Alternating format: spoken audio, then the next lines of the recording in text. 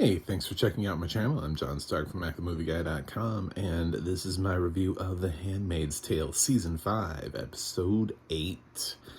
I'm a blind film critic, and I think that's probably all you need to know. Oh, I watched the show with audio description. So, thanks for providing audio description for the show, because I've been able to enjoy this for 5 seasons.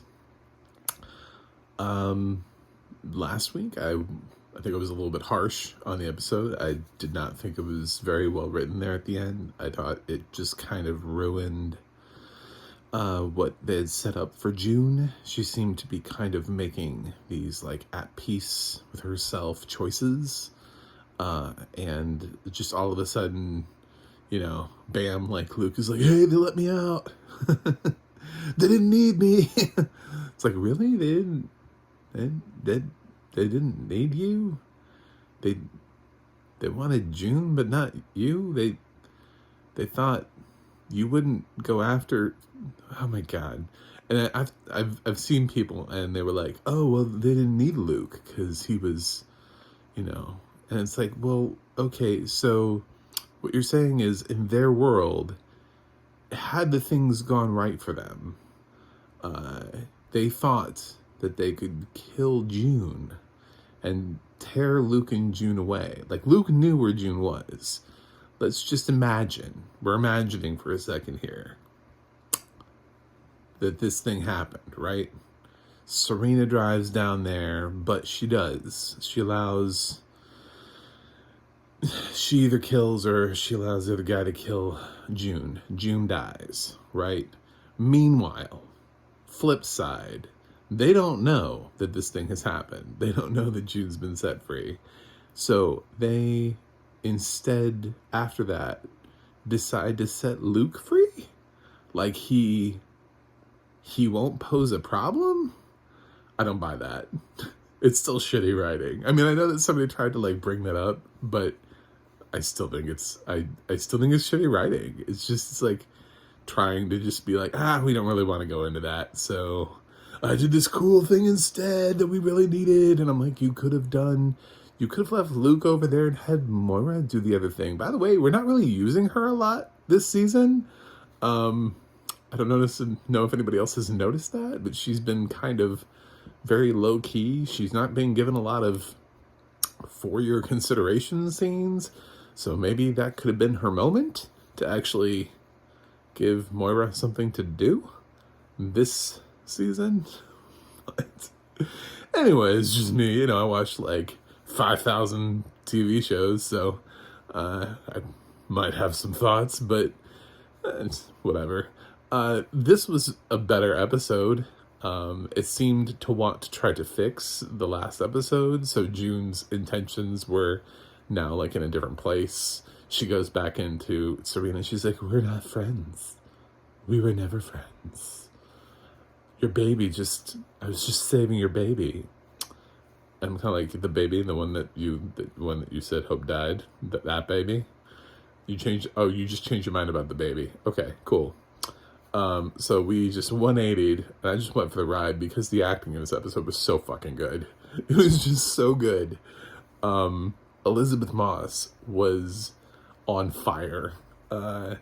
Just when she was sitting there and like Luke was not having it, and she just started like losing it. She was just like, I have to go back. I have to. And she was just so convincing and so believable. I really truly believe that Hannah was her child. Like, it was so good. The grief, the fear, everything that conveyed in her performance this episode, the realization of what she had done, the realization of what's going to happen, it just seemed to all wash over her in one scene. And I mean, Luke, they tried to get him a little bit, but most of his stuff is just like, how do you match that, in the same scene? It's hard. It's hard for him to match that. I thought he did a good job, but man, Elizabeth Moss in this episode is a force. It was one hell of a performance. which I thought would be maybe the only focus. And then I really loved Bradley Whitford's performance when he's visiting June, and June thinks that, that she's going to hit him hard where it hurts by saying, this is all your fault anyway. And he's like, do you think I don't know that? Do you think I don't live with that every day? And that whole speech and his performance just shows why Bradley Whitford is one of the best actors working. So the two of them this episode, I did not care about the writing. I didn't care about last week's episode. I didn't care what else was happening. I didn't care that Moira just sits around the house and doesn't really do anything or have a purpose in life. She just exists because they put her in Canada. I didn't care that we didn't flash to other characters, that this season has been almost feels like a COVID season because we're not really doing a lot of shifting around or anything between these other characters and getting to see them too much. But it's very contained. I didn't care about anything else. I saw two brilliant monologues performed by two brilliant actors, and for me, both of them moved me in ways that I don't think I've been truly moved this season. I've seen what they're trying to do with Serena, and I've seen what they're trying to do with Aunt Lydia, and it's made that interesting for me. And this episode was definitely interesting, seeing Serena basically as a handmaid.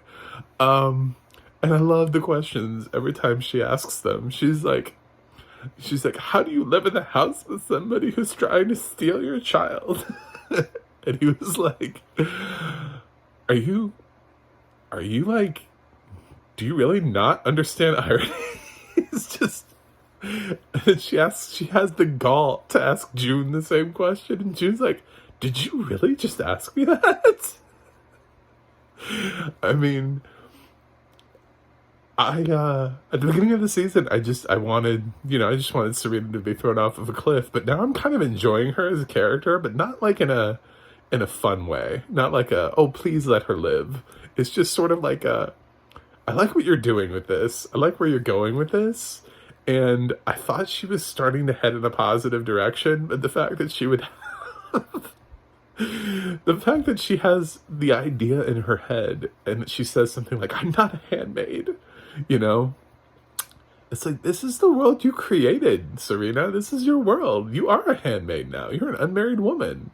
Welcome. So, I had fun with that. I like this episode a lot more than last week. So it was pretty easy for me to figure out where I wanted to put this on the scale of grades. This is I'm gonna give The Handmaid's Tale season 5 episode 8 an A. It's actually really close to an A+, but I think probably with one of the upcoming episodes this season, I'm gonna end up getting an A+. Something's gonna happen.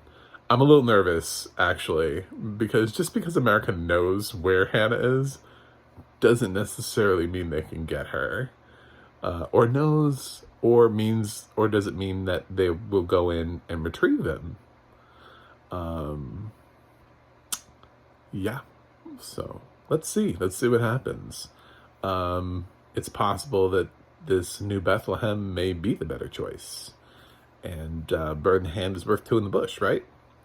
So I don't know where the show's going, but it's got a whole lot of interesting things happening, and if we can enter the final season with Bradley Whitford's commander being sort of in charge of the whole thing, and sort of trying to turn Gilead back around and make it less nightmarish, I think that's a good thing, because I don't know that they're necessarily going to be able to defeat Gilead in one season. After this, we're almost at the end of this season, and then they have one more, and then they're done. So I don't really know what else is going to happen. So I think they're just going to have to end with him trying to make it a better place. Probably. That's my guess. Anyway, if you stayed this long, please subscribe. I'm trying to get to 100 by the end of the year, so I can't do that without people actually hitting the subscribe button. It's one of those weird things, right? Where you want more of something, but you need help doing it. So if you click that subscribe button, that'd be great. I also have a website, MacTheMovieGuy.com. I have a Twitter, at least for a little while. I know everybody else is leaving Twitter, but it's at MacTheMovieGuy. As long as Twitter is irrelevant, I guess. I don't know what's happening with that. And you can go to the audio description project, adp.acb.org. It'll let you know what has audio description and where you can watch it. And you can go to theadna.org. That's theadna.org. And you can look up your favorite TV show, like The Handmaid's Tale, and find out who's been working on the audio description for the show. That's it for me today, but I gotta go review something else for you guys, and I will see you on the other side.